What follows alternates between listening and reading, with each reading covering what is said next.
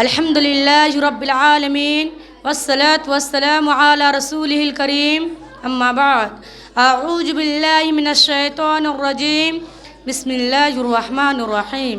ولا تہنوا ولا تحزنوا وانتم العالون ان کنتم مؤمنین۔ محترم المقام، قابل قدر صدر انجمن، مشفق اساتذہ کرام اور دور دراز سے آئے ہوئے مہمانان اعظام اور اس چمنستان مہد کے پروانوں، آج میں آپ لوگوں کے سامنے جس عنوان کو لے کر حاضر ہوئی ہوں وہ ہے من کان للہ کان اللہ لہ۔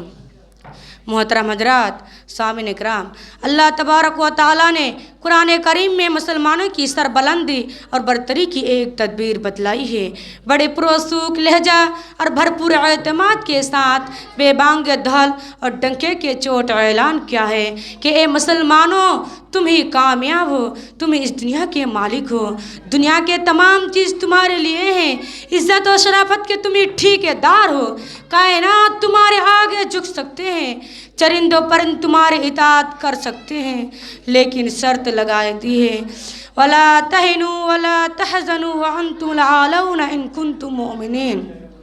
فرمایا تم ہی سربلند ہو بشرطے کہ تم مومن کامل ہو، ایمان کی حلاوت و چاشنی تمہارے اندر ہو، یقین کامل کی دولت سے تم مالا مال ہو، مومن کی تمام صفات تمہارے اندر موجود ہو۔ فرزندان اسلام،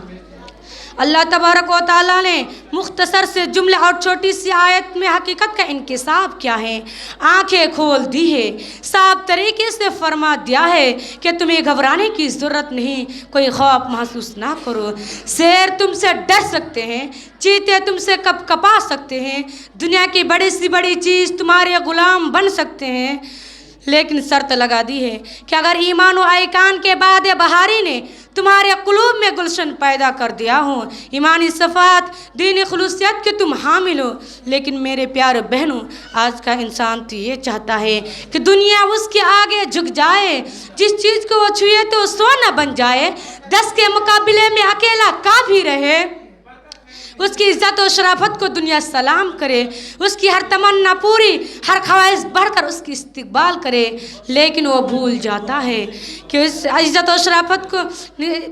عظمت و شرافت اسی وقت حاصل ہو سکتی ہے جب وہ خدا کی غلامی کرے، رنگ بو کے بتوں کو پاس کر کے ایک ہی حقیقی کی فرما رواں کا پرستار ہو، چڑھتے سورج کی پوجا چھوڑ کر مسجد حقیقی کی بارگاہ میں سجدہ ریز ہو۔ کسی عارف باللہ نے کیا ہی خوب کہا ہے، من کان للہ کان اللہ لہ۔ محترم حضرات، آج مسلمان کی حالات یہ ہو گئی ہے کہ ایمان سے کوسوں دور حقیقی معرفت کا اس کے پاس کوئی نام و نشان نہیں، نہ کوئی مقام ہے، نہ منصب و ٹھکانہ، وہ در در کے ٹھوکریں کھاتا پھر رہا ہے۔ کل جو تمام دنیا پر حکومت کرتا تھا آج وہ غلام بنا ہوا ہے، کل جو سمندروں میں گھوڑے ڈالتا تھا آج وہ خود پانی سے ڈرتا ہے، کل جو ہواؤں کے رخ موڑ دیتا تھا آج ہواؤں کے تھپیڑے اس کی رخ کو جھلسا دیتا ہے، کل جو آگ سے صحیح سلامت نکل جایا کرتا تھا آج اس کی حالت یہ ہو گئی ہے کہ ایک ہی چنگاری اس کے پورے وجود کو خاکستر کر دیتی ہے۔ حقیقت یہ ہے کل جو حاکم تھا آج محکوم ہے، کل جو آقا تھا آج غلام ہے۔ حقیقت یہ ہے کہ فلکت و نکبت نے اسے گھیر لیا ہے، پریشانی زو حالی اس کی قسمت بن گئی ہے، پریشانی زبحالی اس کی قسمت بن گئی ہے، ایمانی سولہ سرد پڑ چکا ہے۔ مولانا حالی نے درد بھرے انداز میں اس کا رونا رویا ہے، گھٹا سر پہ ادبار کی چھا رہی ہے،